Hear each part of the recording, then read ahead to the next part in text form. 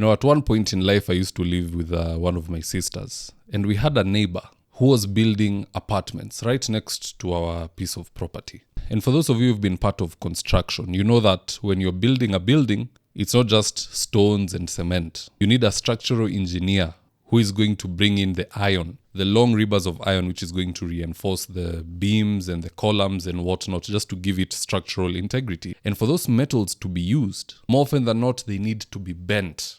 It's quite a hefty exercise. You need men and men who are skilled at that. Now, in line with this neighbor, what he would do, he would ask his boys to take those pieces of iron and come bend them at the front of our gate. Not his, but ours. And the reason he would do this is because he knew in our home there was no vehicle. There was no vehicle coming. There was no vehicle going. It was just once in a while when there's a family member or friend who wasn't living there. If they were coming with a vehicle, then they'd move the pieces of metal for them to pass. But they knew 9 out of 10 times there was not going to be a vehicle interrupting with their bending of metal, so they opted to do it in front of our gate. But God saw this, and to correct that anomaly, he blessed us with a car. So now they'd begin to bend metal and someone is trying to leave the property. So they'd have to move it. 2-3 days they got used to it. They now knew, okay, we can't be doing that business on that gate because it is now constantly in use. There is a vehicle that God has blessed these people with. So for some of you where you live, people do laundry in front of your gate. They park vehicles in front of your gate. When they have guests, they'll park all the way along until they block your gate because they know there's no point in time you're going to tell them, kindly, can you move your vehicle? Kindly, can you move your affairs? Because you're going on foot. On foot, you can maneuver around and go. So I pray for you that in 2024, those of you who have been looked down upon because of the lack of a vehicle, I've been there. Saa ingine hata tulikosa gari, hata ukiongelesha msichana hawezi kusikia because you don't have a car and someone else does. So if you've gone through any form of disrespect, I pray that in 2024, in that estate,